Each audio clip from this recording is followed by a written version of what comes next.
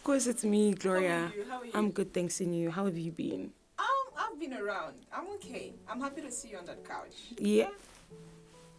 Okay, just before we start, can you introduce yourself? Who are you? Many people don't know you. Yeah. I know you, Esther Yajubu. Wow, hectic. So, just tell me a bit about yourself. Okay, so firstly, I just want to thank you for putting me on this platform. I mean, because not everyone has this opportunity, number one. And number two, I'm Esther Lukunku. For those who do not know me, I was born and raised in South Africa. I'm a young entrepreneur. I'm currently a student at the university, and I've got a business brand, a clothing business brand, as well as I'm a professional netball player. So that is, I know for a young person, it's too much, but yeah. That's amazing. That's amazing. That's amazing. This is something actually you forgot to mention. Oh, yeah. No, these people are going to kill me for this. I'm Alright. also a upcoming gospel artist, and I'm going to release my single, I think, on the 1st of September. That is amazing. Yeah. I love that about you. I Thank love that you. about you. One more thing about you. Yeah. I forgot to mention it. Career-wise. Oh, hectic. Yo, guys. So I'm a law student, and I have been passionate about law all my life, business in general. And people don't know that you study law. People do not know that. And also with law, I'm also passionate on the business side because there's so much business in the family side of things. But yeah, I love the both, and I want to pursue, yeah. Okay, that's great. We're happy to have you here on CPP. Thank We you. just chat, pray and paint, but we're chatting today. Yeah. So what is it that you would wanna share with us, with everybody? What do you wanna share with us? I just wanna know because I know you're here to share, but I'm also so excited. Let me just let you tell us what Okay. you want us to know. Okay, so firstly, I'm very skeptical with sharing my story. I usually don't tell my story around. I mean, a lot of people just focus on that singing part of me or whatever I would do, but not actually know the real story behind. And today, I wanted to share my story that no one, I think, knows about. And I wanted to share it so much because a lot of people have experienced it but have let it go like nothing happened. And it really affects one way or another. And it depends in which way one person is able to build up from it. So yes, guys, I was a victim of being bullied. I'm not the bully because a lot of people are like, are you the one bullying the people or the other way around? So yeah, I was bullied for a very long time of my life. And growing up as a young girl, with a lot of things around me, you know, we had to relocate a lot of times. And going to an Afrikaans school also played a very big role to it. And it was a lot from my perspective because I was really dark. I always tell my mom that, does she remember the time I was really, really, really dark? I was darker than this. Okay. And honestly speaking, I didn't appreciate the way I was created at that time because of the way others viewed me and how it also played a role, and me myself viewing myself in that way, which also made a big deal and everything. So yes, for a very long time of my life, I was called names. I was being bullied verbally and physically, because there was a scenario I'll never forget when I was walking on the corridor, and it plays a lot. I'm a foreigner, and I was also black, and usually we're not considered as like South African, I mean. So even they didn't care the fact that I was born and raised here, but because they knew my parents were Congolese, I'm Congolese. Yeah. So they just so much name calling and so much pressure. And it didn't only affect me in that way of viewing myself personally, it affected confidence. It affected my esteem. You know, the way I see myself today and the way I see myself back then, I just say, God, wow. Because it got to the point where I wanted to commit suicide. I wanted to take my life. And not only that, I wanted to bleach my skin, because my mom's going to laugh at me here. But it got to that point. Sorry, I think the mic was off. You say you wanted to bleach what? No, don't start. But yeah, I wanted to bleach my skin so I could feel accepted in society, which wasn't supposed to be the case. And I wouldn't have felt that way if if the reaction I got was different, you know what I mean? So yes, it was really bad. My confidence was bad. I couldn't look at someone eye to eye and talk to them. I couldn't do a simple task. Not only that, but my gradings in school were bad. It affected me to the level of low grades, to the level of being distracted, worrying about what who will say and all that kind of thing. It played that role. And I mean, going to high school, because we moved a lot. So I remember telling my dad, I don't want to go to school anymore. I want to just live my life and then study and, live my life and then take over his company perhaps. And he looked at me, he's like, Esther, you know, in the Congolese household, tell your parents you're not going to school, the way they'll look at you. He doesn't care if you're being bullied.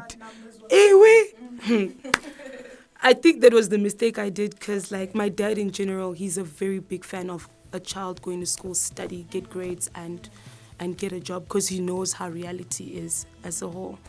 So me, being me, I mean, I had to follow the rules of my dad. I respect the rules. And yeah, I did that. And yeah, no, high school, I think, was a time of reflection. I'm like, okay, God, you've taken me my whole primary school life. I'm nowhere. And I sat down to realize, I think the time when I made up my mind, I think was in grade 10. I watched a speech from a Ugandan lady, and she was very darker than me. She spoke, she said, yeah, guys, I almost bleached my skin and all that. And I'm like, that's exactly what I wanted to do, you know. And she spoke, it's like we were relating to each other when she spoke. So she said the only way you would view yourself better is when you close your ears to the outsiders. So I was like, okay. She started speaking sense. I'm like, the way you view yourself is the way people are going to view you. If you look down on yourself, people are going to look down on you. So I sat down, I said, okay, this one is serious. So I sat and I reflected. I'm like, God, all these days, all these years I've passed through, I've reflected myself, the way I've shown myself to people. It was really like, if I had to stand in the position of Jesus now, I would be very disappointed because I didn't portray. You know, when I sat down, there was a lot that passed, and I read the word. You know, there's a common scripture that says, "You're fearfully and wonderfully created." It's a cliche. Everyone knows that word. But when I read it that day, when I was reflecting, it hit differently because I am fearfully and wonderfully made. I am God's masterpiece, you know, God's image. You take yourself as royalty. And then you look all your past years, you're like, was I royalty? Did I consider me as God's masterpiece? Because I'm telling you now, if you're a child of God, you can't walk facing down. Come on, talk to me. Your Father is on top. You cannot do things anyhow. You are royalty. You are gold. So take yourself the way your Father has placed himself. So that's when I started saying, I'm like, no, now it's time to change. It's time to change. Esther, you're not going to look at yourself as that bullied girl in primary school now. It's time to pick up and move. And that's when I started now engaging a lot in a lot of Christian activities, and I started now pushing in the word because, yeah, it was all playing a role, you know. I have a question. Okay. So this is what's happening like at school and in your academic community. Yeah, at yeah. home, did people know that Esther goes to school and get bullied? Esther goes to school and get beat up? Like, did your family members know that? Distant family members? Anybody? Well, that, I don't know, like, I'm a very good actor. I would go in the room and cry about it, but come out and act as if everything is fine. But I remember there was a time in my life where I spoke to my dad personally. I think the time he noticed something was wrong is when I told him I don't want to continue with school anymore.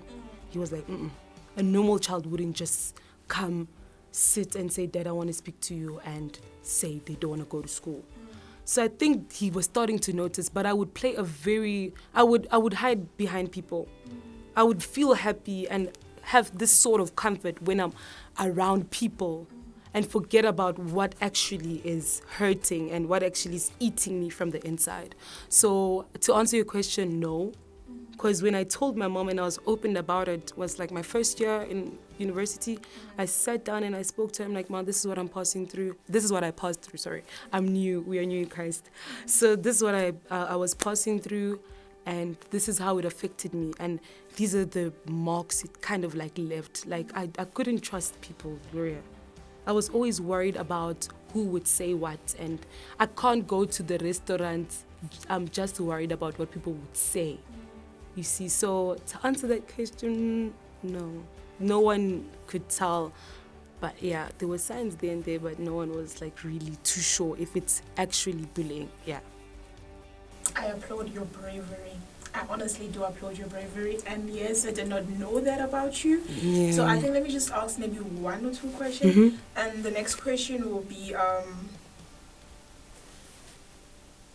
did you, during that period of being bullied, what was your escape plan? Like, for example, I know people will go through messy stuff and the escape plan will be maybe eating or like, because you mentioned about trying to commit suicide because you wanted to like escape reality. So yeah. obviously that didn't happen. What was your escape plan? What were you doing? What were you addicted to? So I loved music all my life. And it was I was singing for a long time, but like there was a certain age where it got so deep, and I always told people that I would speak to God about it.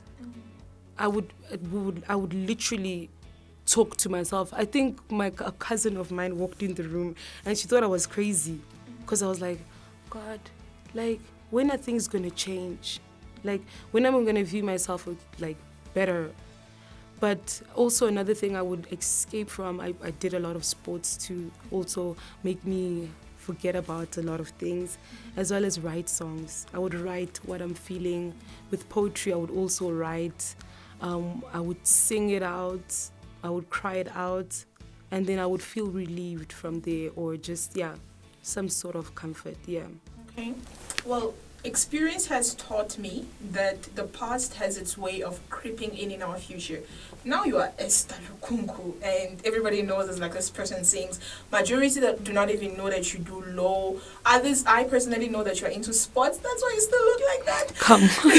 So, like, has your past, that part of bullying, because I know it shook your confidence, it shook your courage, but girl, you are always on stage. So, like, has your past ever creeped back in? And in what form did it creep back in? In what form did it take you back? Like, okay, maybe I'm still that girl inside me. Like, that person inside me hasn't completely healed. Because you are music, so you're surrounded by people, surrounded by, you're on camera. Unlike me, I'm behind. Like, your face is there. Like, do you get identity problems? Sorry. So I firstly want to say before I start off is that whatever I passed through was all God's plan, because there was a way, in order to achieve something, you have to be crushed first. So when you achieve that certain thing, there's a certain way you would stand, So I wanted to utter that when you've passed through situations, yes, it's negative, but now see it in a positive perspective as you're moving now. So now I started seeing things. Yes, there was a time, and it's not so long ago, when that came back. It was when I do want to speak about it, but when I lost my dad, I lost him recently, and guys, it was really bad. I sat down to realize, I'm like, so this is like, and it's not because of his death, but also because of what other people like are saying. It's deeper now that you could hear echoes, and it's some would just say it as is. And now I'm just like, God, all the years of my life, I've just been building on this confidence, and I would just let it fall like this because of the passing of my dad and how it affected me, not only mentally, but physically. I know people have been asking, this girl lost weight, but yes, physically, it really hit me. Esther, how are you? That's a very, I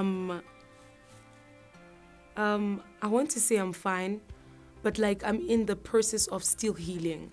I lost him 7 months ago, I think 8 now, and his birthday is just this Saturday. And I'm just like, oh my goodness. I sit down to realize, losing someone is, I'm iterating on this because I've discussed about the passing and how it affected me as a human. But losing someone, it's not something you can get over that time. It takes time. And yesterday you're okay, I'm okay, and the next day I'm not. And I just sit and I wonder and I ask myself, I'm like, am I really okay? So I don't even know how to answer this question, yeah. I'll leave you with question marks. Oh! All right, Esther. All right, Esther. All right, Esther. How is your mental health? My mental health, it's quite good. I wouldn't lie, because especially like I said, the past experiences and everything helped me build it in terms of the way I viewed myself. So there was a lot of things I had to fix.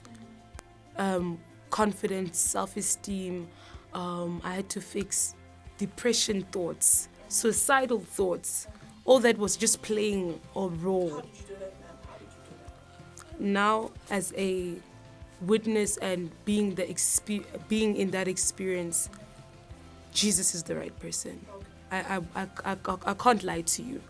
I ran to him for every situation. Even now, I'm running to him. If I feel like I'm losing myself, if I feel I'm not comforted, he's the right person. Because before I was born, he knew me. And I know that he's got better plans for me and he's got plans to make me prosper. You see, so yeah, Jesus was the right person. We haven't met for a while, right? Yeah, we haven't. You're busy. I've been in Australia. Oh, But wow. anyway, Yes, anyway, let's girl. focus back on you. So I want to ask, because with everything that you're going through, Mm-hmm. you are in people's face. I want to know, are you able to face people? I am. You're able to face Mhm. people. You are able to walk. And how are you doing that? And how can you tell somebody who's unable to do that, like, what should they do? Like, prier. How? It's going back again to the past experiences. I mean, there's a certain time when you've passed through that same thing, you become tired of it. You're tired of what people would say. So I feel like for me, I got tired of it. I got tired of it, and I also stoop to another level to be like, you know what? It's not about people, it's about me, it's about God. When it comes to doing kingdom works, there's a certain dimension in which you operate now. You remember that you are not operating under your system anymore. It's all about people's opinions don't really matter. Trust me, God's opinion matters in your life. If you want to wonder what other people are saying instead of what God's saying, I question you. I really do question you. Because I've been questioning myself for the past few days. Am I living to glorify God? Am I actually waiting to hear his opinions instead of others? Others will not give you breakthrough. People are just there to help you. Yes, there's favor in man, and we have to work with God and man in this world as we're living right now. But we have to come to the realization that it is not about us anymore. So I feel like my the singing and ministering helped me a lot to realize that it is not about me. And even if it's about me, it shouldn't be about who else says what, So yes, I'm like, okay, you know what? Yeah. So that's the advice I'll give people. And also the reason why somebody I'm going back to bullying and I want to be more ought about it. The reason why somebody will bully you is because they want to make themselves feel better. I know this is the common quote that people always say. They always want to make themselves feel better. Like, you've been bullied in the music industry? Not really. Oh, they're watching you? Lol, no, they'll bully me. It's fine. It's okay. We'll catch up, but we'll be strong because God gives us strength, you know. So, like I said, the reason why one will bully you is because they try to make themselves feel better. And in order to make themselves feel better, they will find a fault in you to bring you down so they can have some sort of confidence. So I'm working on a lot this upcoming year, working to push on the EP and the video. And when everything is ready, it's going to come out. Also waiting to graduate because that's what we're all waiting for, and to lift God's name high, and also to push in ministry and to touch hearts and to bring souls to Christ. That's right. She just step by step kept getting crazy and crazy. Yeah. Thank you so much, Mama.